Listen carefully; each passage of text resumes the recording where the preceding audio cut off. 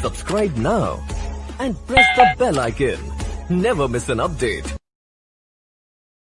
Hello दोस्तों, मैं एनटीआर शर्मा आप सबका फिर से एनटीआर मैथ्स के यूट्यूब चैनल पर स्वागत करता हूं। आज हम लोग प्रश्नावली 1.3 देखेंगे। ठीक है, तो इसमें जो पहला क्वेश्चन है, इसमें कहा है हमसे कि सिद्ध कीजिए कि रूट 5 एक आपका क्या है, अपरिमेय संख्या है। तो अपरिमेय संख्या के बारे में आप जानते होंगे थोड़ा बहुत, उसके बाद मैं बता भी देता हूँ कि अपरिमेय संख्या और परिमेय संख्या होते क्या है। ठीक है, तो अपरिमेय संख्या और परिमेय संख्या में कुछ ज़्यादा डिफरेंस है नहीं, बिल्कुल छोटा सा मेजर डिफरेंस है, उसे आप समझ लो।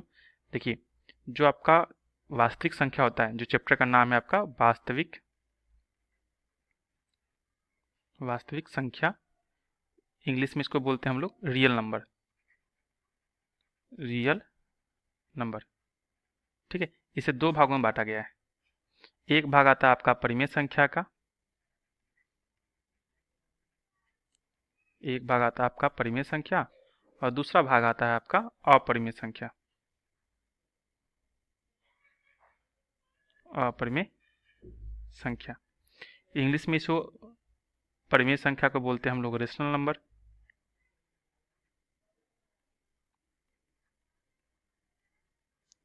और अपरिमेय को बोलते हैं इरेशनल नंबर।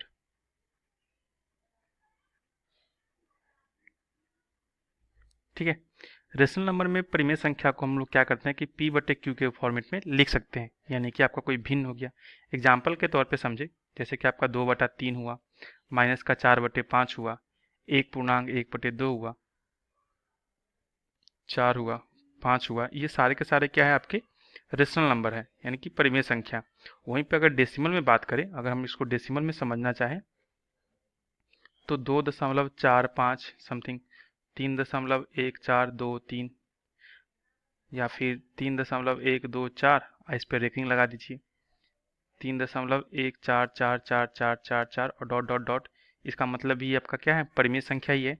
इसका मतलब ये होता है कि 3.144 जो भी आपका दे रखा है, या तो 44 पे रेखिंग लगा दो, या फिर 3.14 इस पे रेखिंग लगा दो। ये सारे के सारे क्या है आपके परिमेय संख्या। या फिर यूँ कहो कि आपका जो 22/7 होता है पाई का मान, ये भी क्या है आपका परिमेय संख्या है। या फिर 3.14 ये भी क्या है आपका परिमेय संख्या। ठीक है, वहीं पे अपरिमेय संख्या को समझना चाहें तो इसे p/q के रूप में हम लोग नहीं लिख सकते। ओके, p/q के रूप में नहीं लिख सकते। और यहाँ पे आप देखिएगा तो आपका √2 या फिर जो भी आपका अंडर रूट के अंतर्गत आता है और आपका उसके अंदर प्राइम नंबर हो, जैसे रूट के अंदर कोई भी प्राइम नंबर हो आपका, जैसे ये है आपका, अगर आप 8 लिखते हो तो आप 8 तो कहोगे कि प्राइम नंबर नहीं है, लेकिन √8 के लिए आप लिख सकते हो 2 × 2 × 2, और इसमें से अगर पेयर बनाओगे तो आपका 2 बाहर चला आएगा, अंदर क्या बचेगा √2। तो देखिए रूट के अंदर आपका प्राइम नंबर आ गया ना 2, तो रूट के अंदर कोई सा भी आपका प्राइम नंबर आता है, प्राइम नंबर, तो आपका क्या कहलाएगा, अपरिमेय संख्या कहलाएगा।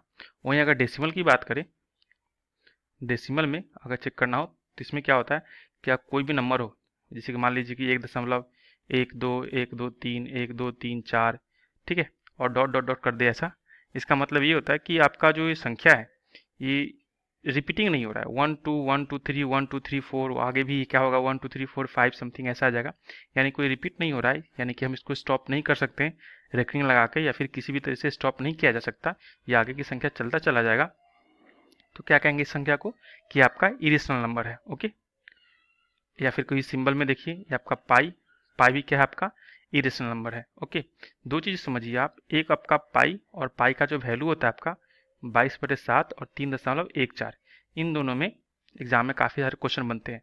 अगर आपसे पूछे कि परिमेय संख्या बताइए कौन सा है, और उसमें आपका पाई दे रखा हो, तो पाई क्या है आपका एक अपरिमेय, परिमेय संख्या के लिए नहीं टिक करेंगे। ठीक है, जब कोई 22/7 दे दे या फिर 3.14 दे दे तो क्या कहेंगे, ये आपका परिमेय संख्या है।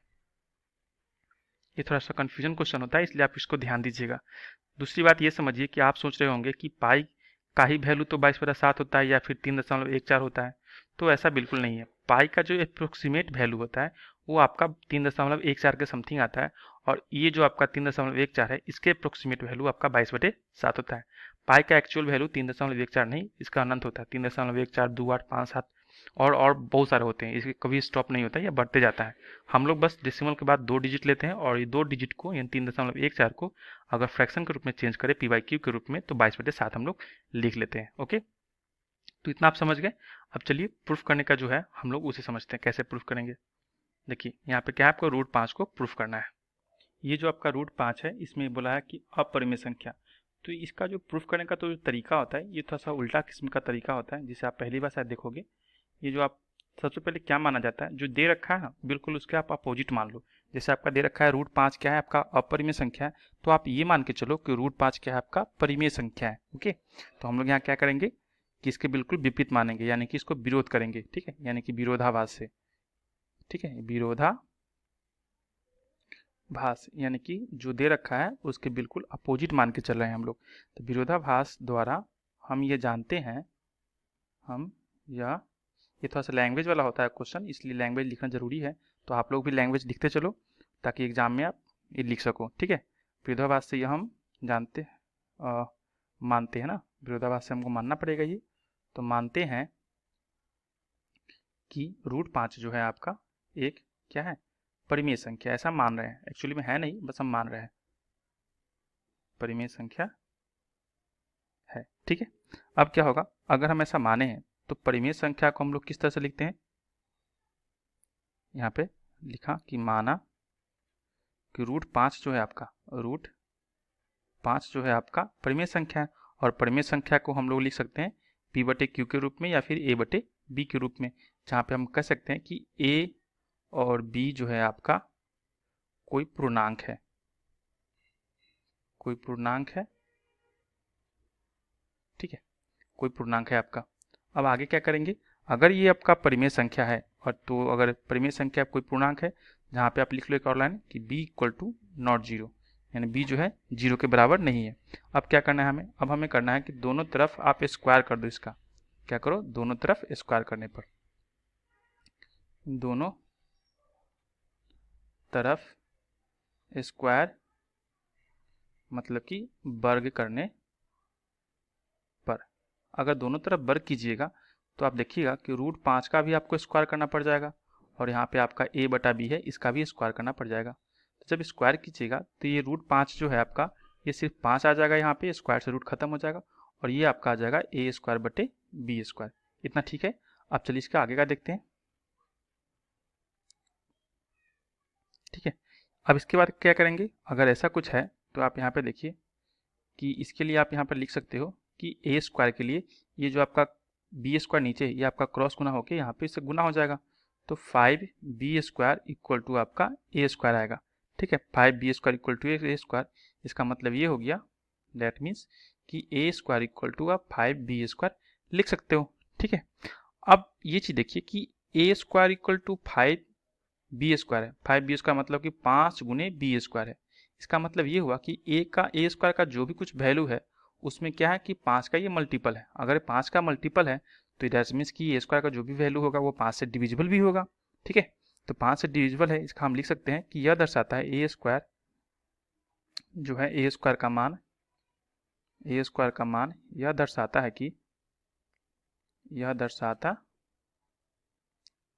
कि कि 5 द्वारा यह विभाज्य है, क्योंकि 5 से इसमें मल्टीप्लाई किया हुआ है, तो जरूर है कि 5 का टेबल से फिर वापिस से कट भी सकता है, यानी कि विभाज्य है। ठीक है, अगर ये स्क्वायर 5 से विभाज्य, दैट मीन्स ए भी आपका 5 से विभाज्य होगा। इसका मतलब ये हो गया कि अगर ए स्क्वायर 5 से विभाज्य है तो ए भी 5 से विभाज्य होगा, ए 5 से विभाज्य है। ठीक है, इसे हम लोग मानते हैं समीकरण 1।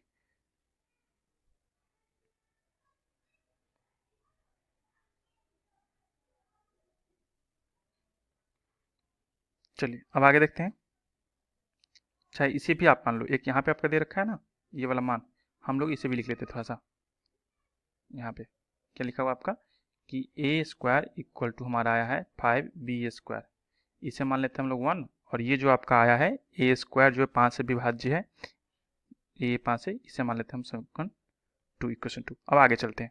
अब आगे क्या लिख सकते हैं हम लोग, अगर ऐसा कुछ है कि ए 5 से विभाज्य है, डेट मीन्स ए का जो कुछ भी वैल्यू होगा वो जरूर है कि 5 का ही मल्टीपल होगा, तो के मान लेते हैं हम लोग इसका मल्टीपल, यानी कि 5 हो सकता है 5 नहीं हो के 10 हो, 20 हो, 15 हो, 25 हो, तो यानी कि जरूर है कि 5 का मल्टीपल होगा ये। अब a बराबर 5 अगर हो गया है ये चीज़, तो इसका क्या करते हैं कि a बराबर 5 के समीकरण 1 में रखने पर, ठीक है, 1 में रखने पर समीकरण 1 में हम लोग वैल्यू इसका पुट करते हैं। अब जब 1 में वैल्यू पुट कीजिएगा तो आपका समीकरण 1 क्या है, आपका a square equal to 5b square है, और a के लिए मुझे क्या रखना है, 5k रखना है। तो a के लिए 5k रखते हैं, तो a स्क्वायर इक्वल टू हम रखेंगे 5k स्क्वायर पुट कर देंगे, और इक्वल टू आपका 5b स्क्वायर का b स्क्वायर ज्यों का त्यों रहेगा। अब इसको कैलकुलेट करते हैं, तो इसको जब कैलकुलेट कीजिएगा तो आपके पास आएगा 5 का स्क्वायर यानी कि 25 और k का स्क्वायर यानी कि k स्क्वायर। यहाँ पे आपका 5b स्क्वायर तो है ही, अब ये 5 से 25 कैंसिल होगा 5 टाइम्स में। इसका मतलब ये हो गया कि 5k स्क्वायर इक्वल टू आपका b स्क्वायर आया, ठीक है, 5k स्क्वायर इक्वल टू आपका आया b स्क्वायर। अब इसका मतलब ये हो गया कि b स्क्वायर जो है आपका ये 5 का जरूर है क्या है, मल्टीपल होगा। b स्क्वायर क्या होगा, 5 का मल्टीपल है, क्योंकि b स्क्वायर का जो कुछ भी मान आएगा उसमें अगर 5 दिख रहा है आपको कि 5 से गुना करके उसमें मान आएगा, इसका मतलब भी ये होगा कि b स्क्वायर जो होगा 5 से संभवतः विभाज्य होगा, 5 से विभाज्य होगा, ठीक है, 5 से क्या होगा, विभाज्य होगा। अगर b स्क्वायर 5 से विभाज्य होगा, इसका मतलब ये भी है कि b भी क्या होगा, b भी 5 से विभाज्य होगा, ठीक है। अगर b स्क्वायर विभाज्य है तो b भी जरूर है कि 5 से विभाज्य होगा। अगर ऐसा कुछ है तो आप ये जान गए कि जो आपने माना था कि a बटे b, वो तो आपका क्या था, एक नॉर्मल सा पूर्णांक था, एक हम लोग क्या मान के चले थे, परिमेय संख्या मान के चले थे। लेकिन यहाँ पे क्या है कि डिविजिबल है, यानी कि हमारा जो माना हुआ चीज़ है वो क्या है, गलत हो रहा है, ठीक है, यानी कि जो माना हुआ चीज़ हमारा गलत है। तो यहाँ लिख सकते हैं कि समीकरण, या आप समीकरण 3 मान लो, यहाँ पे समीकरण इसको, या फिर इसको 3 मान लो, या फिर इसको 3 मान लो, ठीक है, दोनों में से किसी को 3 मान लो आप। अब देखिए हम लिखते हैं यहाँ पे कि समीकरण 2 और 3 से ये पता चला, 2 एवं 3 से यह पता चलता है कि 5 दोनों संख्याएं, संख्या कौन कौन थी, a और b था, a और b का गुणनखंड है, a और b का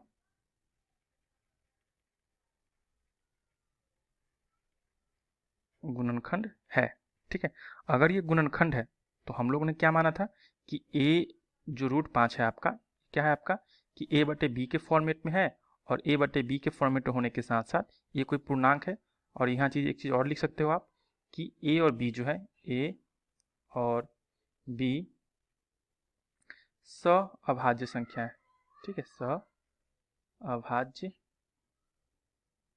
सअभाज्य संख्या है। सअभाज्य संख्या कहने का मतलब ये होता है कि इसका अगर HCF निकालिएगा, HCF ऑफ a और b, ये ऑलवेज क्या आएगा, 1 आएगा, यानी कि दोनों में कोई चीज़ भी कॉमन नहीं है।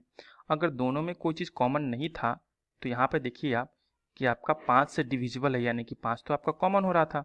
इसका मतलब ये है कि हमने जो माना था वो क्या माना है, कि गलत मान लिया हमने कि परिमेय संख्या है। अतः हम लोग लिख सकते हैं कि अतः जो √5 आपने माना था कि √5 क्या है आपका परिमेय संख्या है, वो हमारा गलत धारणा था। अतः हम लोग लिख सकते हैं कि अतः कि √5 जो है आपका अपरिमेय संख्या है। जो परिमेय संख्या हम लोग माने थे वो गलत साबित हो गया यहाँ पे, तो क्या होगा, परिमेय संख्या होगा, ठीक है। एक बार और आप समझ लीजिए इस चीज़ को अच्छे से, इसमें स्टेप बाय स्टेप ऐसे ही आपको परीक्षा में लिखना पड़ेगा। आपको क्या मानना है कि जो कुछ भी यहाँ पे नंबर देगा आपको, √5, √3, √2, √7, कुछ भी दे सकता है आपको एग्जाम में, ठीक है। लेकिन ज़्यादातर क्या होता है कि √2, √3, √5 या फिर √7, आपको 10 से जो छोटी अभाज्य संख्या है बस उसी के बारे में एग्जाम में पूछता है, ठीक है। तो विरोधाभास द्वारा हम ये जानते हैं, आपको ये ऑलवेज लाइन लिखना होगा कि √5 एक परिमेय संख्या होगी, और परिमेय संख्या क्या होती है, p बटा q होती है, या फिर a बटे b के फॉर्मेट में लिख सकते हो, यानी कि अंश और हर के फॉर्मेट में लिख सकते हो। उसके बाद आपको लिखना पड़ेगा कि a और b कोई पूर्णांक होगा जहाँ पे b equal to not zero, क्योंकि b जो नीचे अगर जीरो हो जाएगा तो पूरे जीरो हो जाएगा, तो b का मान कुछ भी हो जाए जीरो नहीं होना चाहिए। और a और b क्या होगा, आपका सअभाज्य संख्या होगा, यानी कि a और b के बीच में कोई भी कॉमन चीज़ नहीं होना चाहिए ताकि दोनों कैंसिल नहीं हो पाए, ठीक है, आपस में कट के छोड़ नहीं है, बिल्कुल छोटा सा मान होना चाहिए। ठीक है, दोनों तरफ स्क्वायर करने पर इतना जान गए आप। उसके बाद फिर से 5a स्क्वायर, सब स्टेप बाय स्टेप आपको समझ के लिखना पड़ेगा। चलिए अब सेकंड क्वेश्चन देखते हैं इसका। सेकंड क्वेश्चन जो है बिल्कुल इसी तरह से है।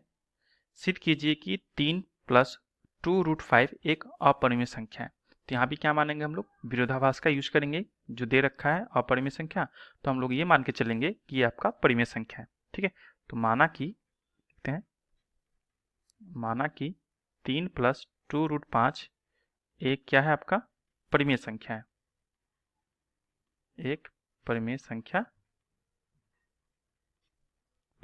है। ओके, अब जब ये परिमेय संख्या है तो फिर से मान लीजिए आप कि अगर ये परिमेय संख्या होगा तो 3 + 2√5 जो है आपका जरूर है क्या कि a/b के फॉर्मेट में होगा, जहां पे a और b क्या होगा आपका, कोई पूर्णांक होगा जो कि अभाज्य पूर्णांक होगा,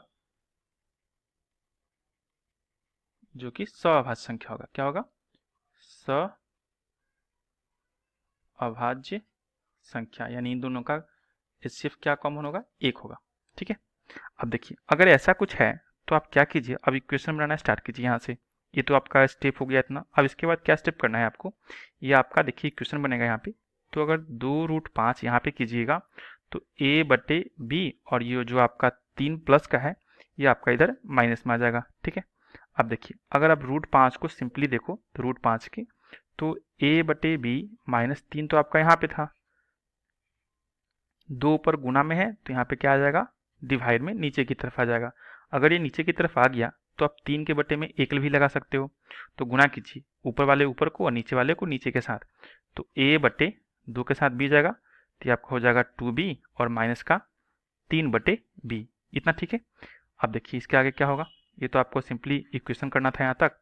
अब इसके आगे का जो होगा उसे भी हम लोग लिखते हैं।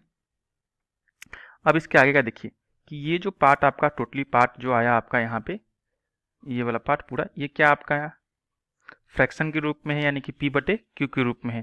तो हम लोग यहाँ लिख सकते हैं कि अगर ये p/q के रूप में है, डेट मीन्स a/2b माइनस में 3/b जो है b, ये क्या है, ये आपका एक परिमेय संख्या है, एक परिमेय संख्या है, यानी कि p/q के रूप में परिमेय संख्या है। ठीक है, परिमेय संख्या होगा। अगर ये परिमेय संख्या है और हम लोग क्या जानते हैं कि √5 एक का √5 क्या है, एक आपका अपरिमेय संख्या है। इससे पहले ही हम लोगों ने प्रूफ कर लिया है, तो अब हम लोग ये मान के चलेंगे कि √5 क्या है आपका अपरिमेय संख्या है। ठीक है, √5 क्या है आपका अपरिमेय संख्या है।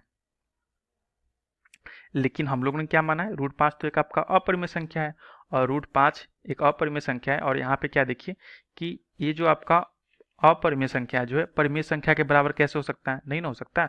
और हम लोगों ने क्या माना है ऊपर, हम लोगों ने मान के चला था ये कि 3√2√5 जो है आपका एक परिमेय संख्या है। लेकिन हमें क्या प्राप्त हुआ कि √5 तो आपका अपरिमेय संख्या है। तो ये तो हमारा गलत हो गया ना माना हुआ चीज़। तो जब गलत हो गया तो हम लोग क्या लिखेंगे, इसके बाद हम लोग को लिखना पड़ेगा कि इससे ये पता चलता है कि इससे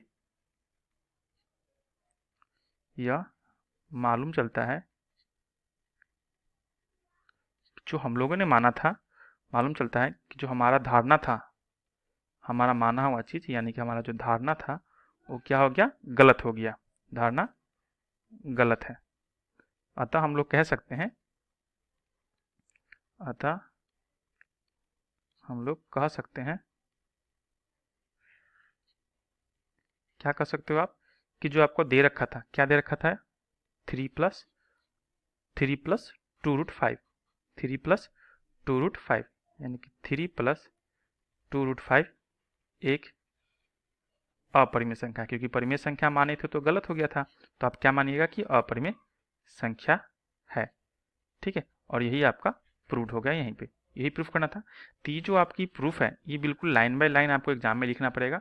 देख लीजिएगा फिर से, जो दे रखा है उसे आप परिमेय संख्या मान लीजिएगा और विरोधाभास का यूज कीजिएगा। ठीक है, यहाँ एक लाइन और लिख लीजिए कि माना कितना इतना परिमेय संख्या है और विरोधाभास से माना कि लिखिएगा विरोधाभास। ठीक है, विरोधाभास से 3 + 2√5 एक आपका परिमेय संख्या, यानी उल्टा मानना होगा, इसलिए विरोधाभास लगा दीजिएगा। अब इसके बाद जो स्टेप बाय स्टेप क्या है आपका कि a बटे b के फॉर्मेट में मान लीजिएगा और बता दीजिएगा कि a और b क्या आपका पूर्णांक है, जो कि आपका सवाभाज्य संख्या है, यानी दोनों के बीच में कुछ कॉमन है नहीं। उसके बाद इक्वेशन कर लीजिएगा, यहाँ पे जो नीले कलर से लिखा हुआ है ये आपको इक्वेशन कर लीजिएगा। यहाँ पे जो कुछ भी अंक दे आपको इक्वेशन के थ्रू √5 वाला या फिर जो भी रूट का वैल्यू होगा उसको एक तरफ और बाकी को एक तरफ करना होगा, ठीक है। इसलिए मैंने इसका कलर चेंज कर दिया है। तो ये आपको इतना स्टेप बाय स्टेप लिखना होगा, जो कि क्वेश्चन से आप लिख सकते हो आराम से। उसके बाद जो नीला कलर का जो है लिखा हुआ नीला पार्ट में, इसे आपको इक्वेशन बनाना है, जो कि आपको आता होगा अच्छे से। कि इसमें इक्वेशन क्या करना है बना के कि जो रूट वाला जो भी वैल्यू दे रखा होगा, या फिर यहाँ पे दे रखा हो, यहाँ पे दे रखा हो, या फ्रैक्शन में दे रखा हो, आगे भी क्वेश्चन में देखेंगे हम लोग, उस रूट वाले वैल्यू को आपको एक तरफ करना है और बाकियों को एक तरफ करना है इक्वेशन करके, ठीक है। जो भी क्वेश्चन कीजिएगा तो जरूर है कि √5 या फिर √2 जो भी कुछ यहाँ पर है रूट का मान, वो जो बराबर आएगा वो जरूर किसी न किसी परिमेय संख्या के बराबर होगा। तो आप बोल दीजिएगा कि ये चीज़ क्या है आपका परिमेय संख्या है, जबकि रूट वाला जो वैल्यू होगा वो तो आपका परिमेय संख्या होता है।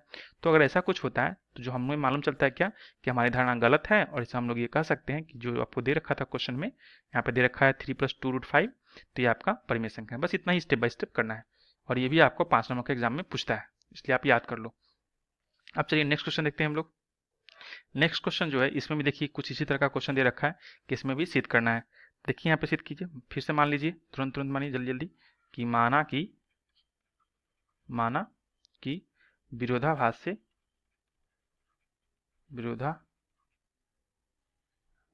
से ये जो आपका 1/√2 है क्या है आपका परिमेय संख्या है,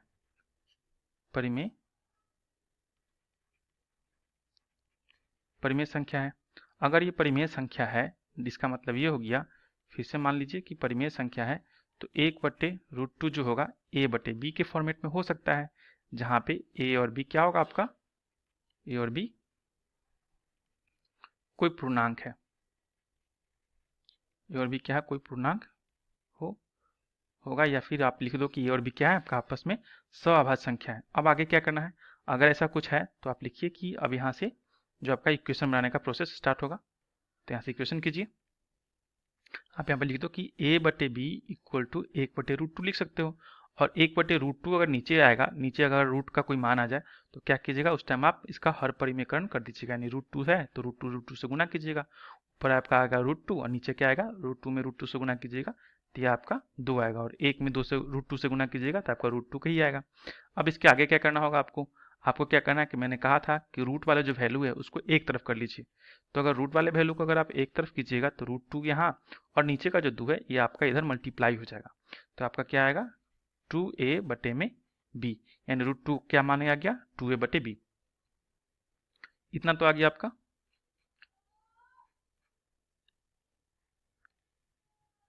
अब इसके आगे क्या होगा, अब इसके आगे लिखिए यहाँ पे कि इसके आगे क्या, सॉरी यहाँ पे b छूट गया, b, ठीक है।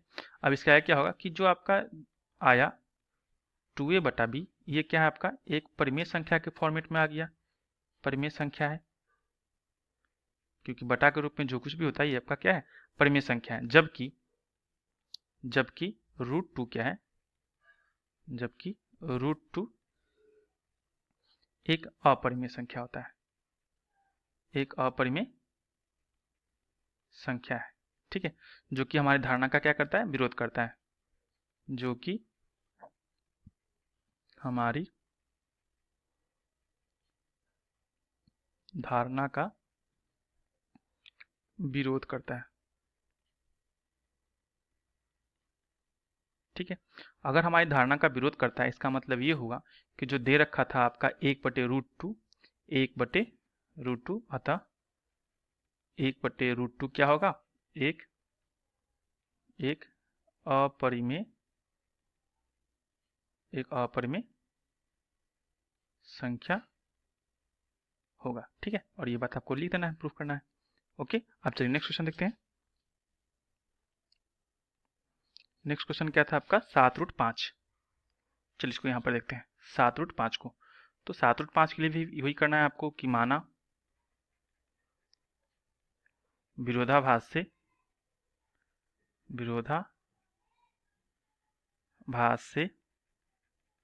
कि 7√5 क्या है आपका परिमेय संख्या, ठीक है तो आपका ये अपरिमेय, लेकिन मान के चलेंगे क्या कि परिमेय है, परिमेय संख्या है।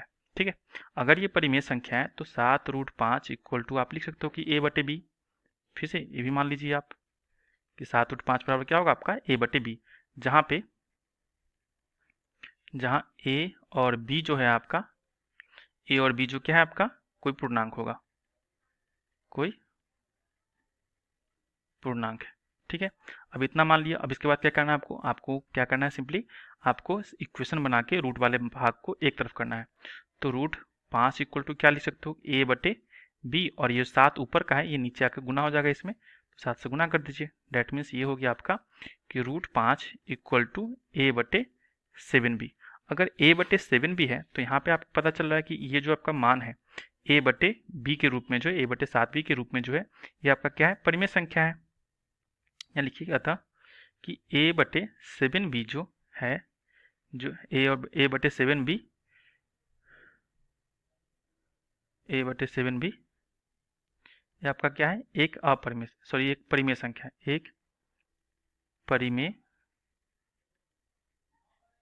एक परिमेय संख्या है। ठीक है, जबकि ये किसके बराबर है, ये तो आपका √5 के बराबर है। तो जबकि √5 के बराबर है तो √5 क्या है, जबकि √5 एक आपका अपरिमेय संख्या है।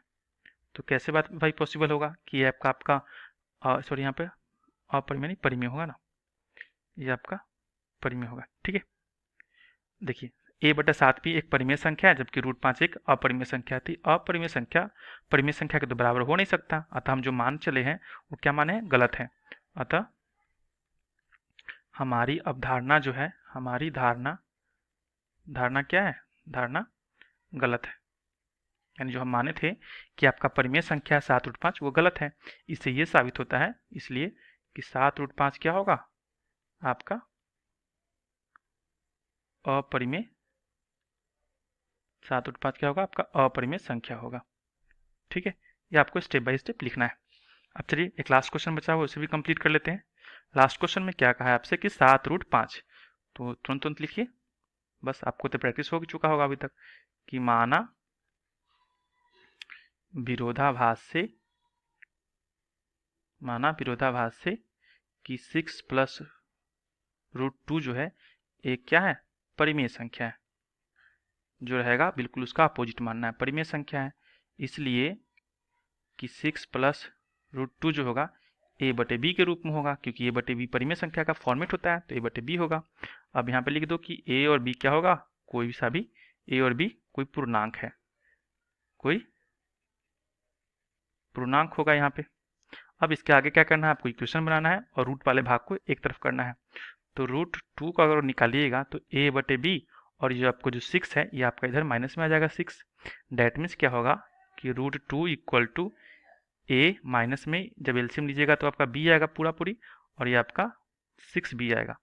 अब ये जो आपका 6b आया, यानी कि a minus 6b divide by b, ये क्या है, एक परिमेय संख्या आ गया, परिमेय संख्या है। जबकि √2 जो है, जबकि √2 एक अपरिमेय संख्या है। ठीक है, तो यहाँ देखिएगा कि एक आपका परिमेय संख्या और दूसरा आपका अपरिमेय संख्या आया, तो जो कि हमारा वहाँ क्या है, गलत हो जाएगा इस तरह से। तो कि अपरिमेय संख्या के साथ परिमेय संख्या कैसे भाई बराबर हो सकता है, नहीं हो सकता ना। अतः हमारा माना हुआ चीज़ क्या है, गलत है। अतः हमारी धारणा गलत है।